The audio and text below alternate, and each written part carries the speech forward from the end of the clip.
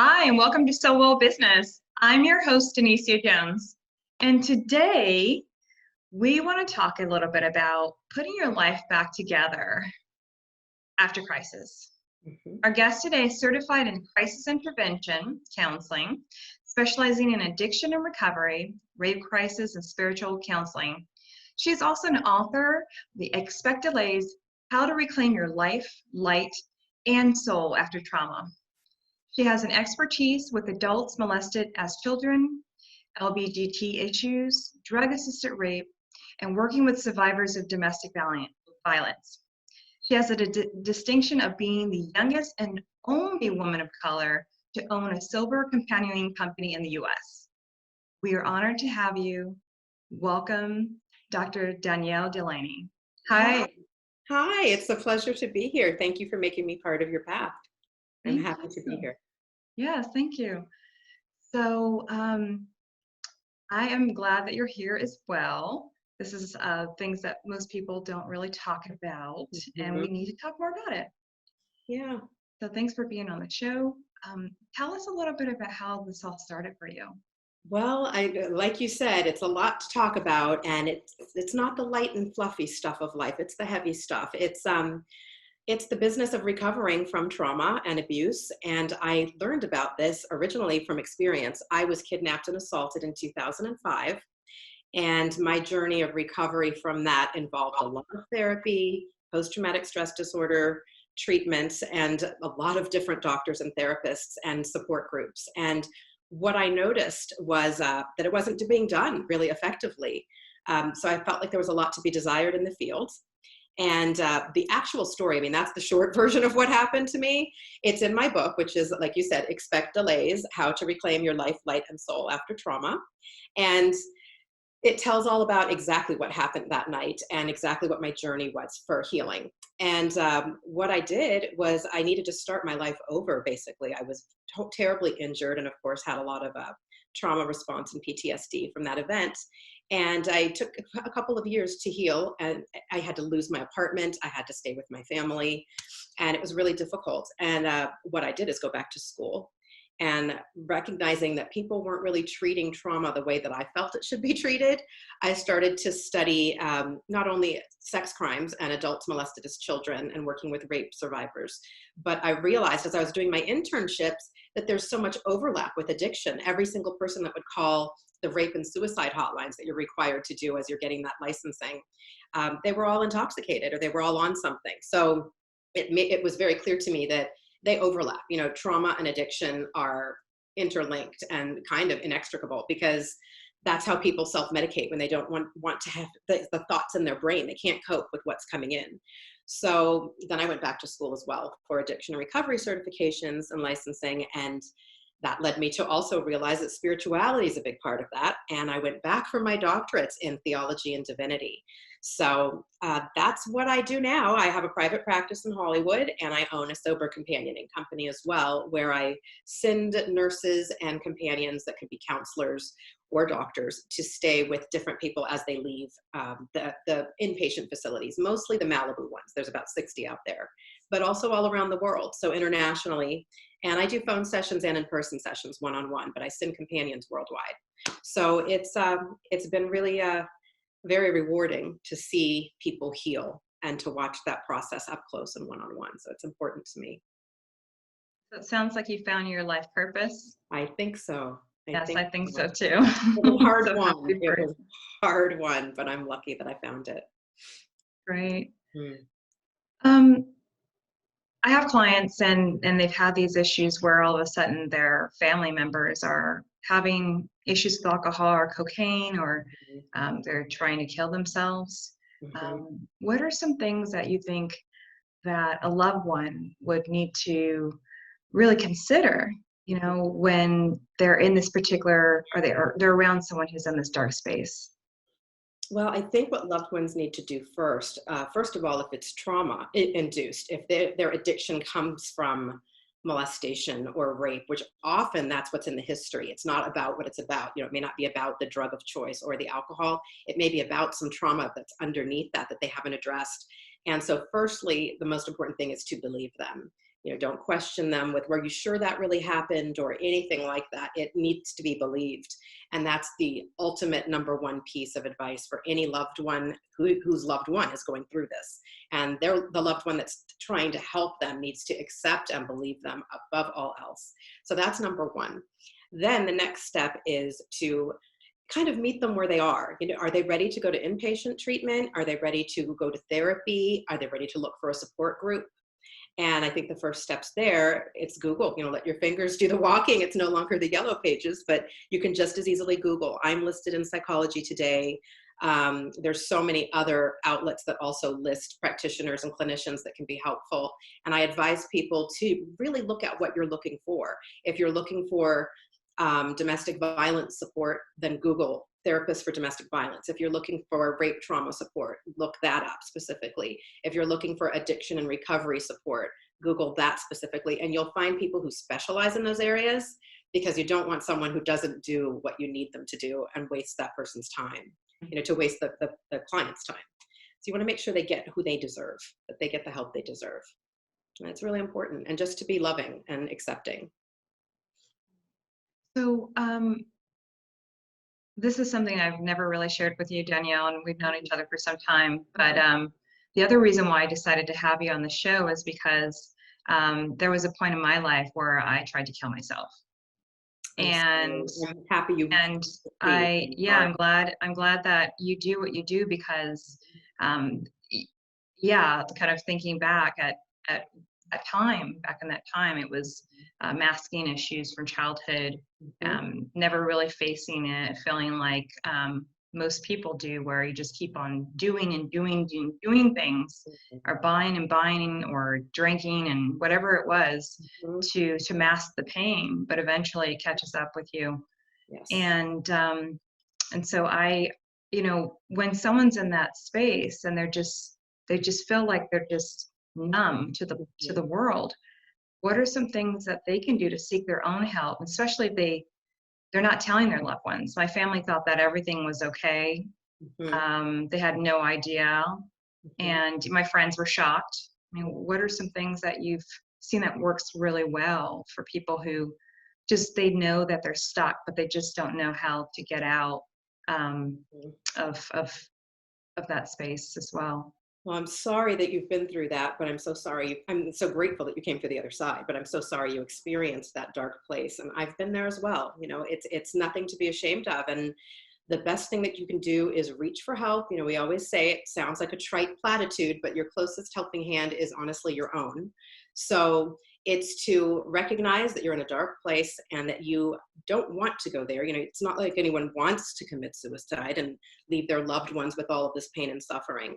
So that's what the rape and suicide hotlines were for. And the RAINN, RAINN, is an amazing organization. But some people calling that number get the best help and the best suggestions and the best support that they can get to then find someone in their area to start seeing for therapy. And so that can really open the door. And of course, the suicide hotline as well. And those are really important, because when people are in that very dark place, now there's even a text line. It's for people who don't want to talk, that you can actually text what's going on and get a text reply. So there's a lot of ways to reach for help, and it's just really important to take that step to do so. And telling loved ones can be really important, but it's very hard when you're in that space to share and to feel comfortable telling someone. And especially when it comes from some childhood trauma. And that's the thing about being believed. You don't know what a loved one's going to say when you tell them what happened to you. And it's a tough space to be in, but it's definitely not insurmountable. And you're still here to tell the story, and so am I. So we know that there's things that can be done, right? But calling those hotlines is absolutely an amazing lifeline to have. Absolutely. Great. Yeah. Thank you so much for that. Yeah. And with regards to support, because I actually had a recent, a client of mine who had a situation come up where his daughter did try to kill herself, and he was very shocked. What's the attitude that people should have when this happens? Because when he called me, it was really interesting. It just seemed like he was in shock, but then he was like, Well, she didn't get it done though, like it didn't happen, and it just like kind of made me a little bit upset. I was a little triggered there a bit, but it also allowed me to see that sometimes folks really aren't able to. They're shocked so much that a person that's so close to them would actually Yes. forward, and they're like, well, if you really wanted to get it done, then you should have gotten it done, Mm. and that may not be the best approach, maybe. Best approach, exactly. But the thing is, there's nothing instructs you on what to do. And even if you have instruction on what to do, your head's not on straight if you're finding a loved one hanging, or if you're finding a loved one unconscious because they took pills. So there's anger, there's guilt, there's so many emotions that can come up. So we can't really fault anyone for having, a quote unquote bad reaction, but there is really no correct reaction. Of course, best case scenario is, I love you, I'm here to support you, I want you here on this planet, I'm so happy you didn't succeed, your life matters to me, and that your life matters.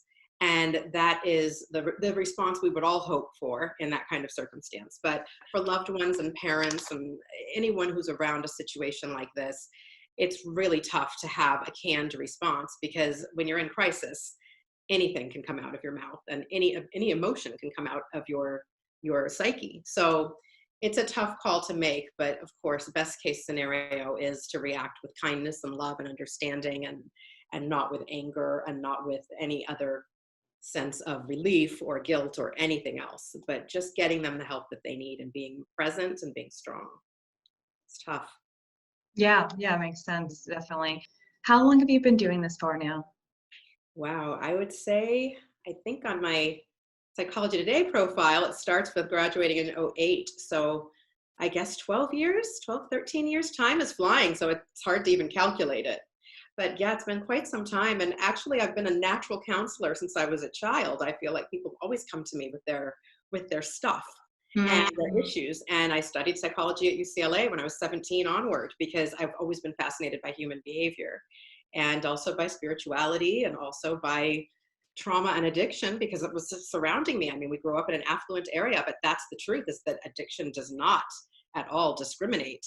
And it doesn't matter color or station in life, or how much money you have. I have celebrities that you would think they have everything, and they have nothing. And they also don't have their anonymity to go after AA or certain avenues of help that the average person can pursue without being recognized. So everybody with problems, it's the great equalizer, I should say. And I think that it's always been sort of my calling, but I got distracted earlier on in life and went toward the modeling and acting and all of that stuff that I did for 20 years. But it brought me right back to this moment, to doing what I do today. So I feel like the journey brought me to where I was supposed to be. Amazing. Yeah. Well, with regards to what you do on a regular basis, you're saving lives, and I just commend you for that. Thank you. How do you take care of yourself? What are some things that you feel are important for folks who may be out there who are in the same field or in different fields? How do you care for yourself? How do you make sure that you're taking care of yourself and being well throughout the process, so you can have a full cup and give to others? That's a really good question. And I always go back to that old adage of, you cannot serve from an empty vessel. And people worry about me. I have friends and even clients and patients that say, are you taking care of you? And I'd say, yes, don't I seem peaceful? And it's because I do believe I'm quite the spa junkie. So I'm always going to a spa of some kind, whether it's the Korean body scrub, or having the massage therapists that come up from the app that come over and work on you, or just where I live, there's a jacuzzi and a gym and a pool. And I made sure I had that, because it's important that I don't want to have to take a vacation from my life to enjoy my life. So just going down there and having an evening in the jacuzzi and relaxing and waking up and drinking green juice and walking on the treadmill, just little things that make me feel good. Mm-hmm. And then also making sure that I have time for my personal life and my friends and my parents. And I don't have a lot of it. So I don't have any high maintenance friends that need to see me all the time. They're aware of what I do, but I do have sort of my go-to people for when I need to talk about something.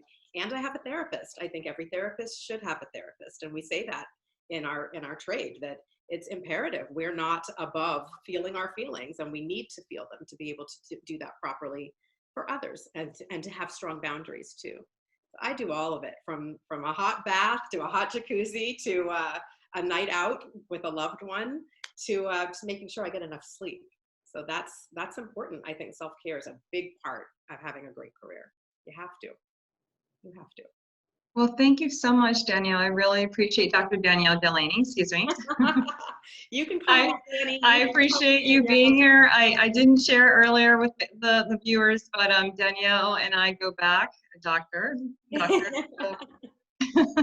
And she's just an inspiration. We knew each other back in the day before a lot of this has happened for you with regards to what you do. And I just want to thank you again for being of service to the community, and just shining your light and allowing people to connect to shining their own. So thank you again for doing that and being a guest. So for our viewers, how can they find you on social media and the web? Well, you can find me everywhere. Firstly, I'm DanielleDelaneyCounseling.com. So that's Danielle Delaney, and counseling is COUNSELING at .com, actually, for the website, just DanielleDelaneyCounseling.com. And then Facebook, Danielle.Delaney/Facebook. Then let's see, Instagram at Danny Delaney. So just DANIDELANEY. And other than that, if you just Google Danielle Delaney or Danielle Delaney Counseling, it comes up Psychology Today, here, there. I'm pretty reachable. So you can reach me through my website very easily. So anyone who's looking for me can do that. And you can find my book at expectdelaysbook.com. And that gives you a lot more information too. And any appearances and articles and things I've written or things I've done are all on DanielleDelaneyCounseling.com. So you can find me easy. Great. Thank you so much. I appreciate you. Thank you. Thank you. Glad to be here. Yeah. So, viewers, if you like this and want more tips and tricks on business and wellness techniques to keep you uplifted, inspired, and balanced, like us and subscribe to our channel below. To all of my beautiful souls who are finding their way with grace and ease, thank you for joining us, and until the next time we meet, be beautiful and be well.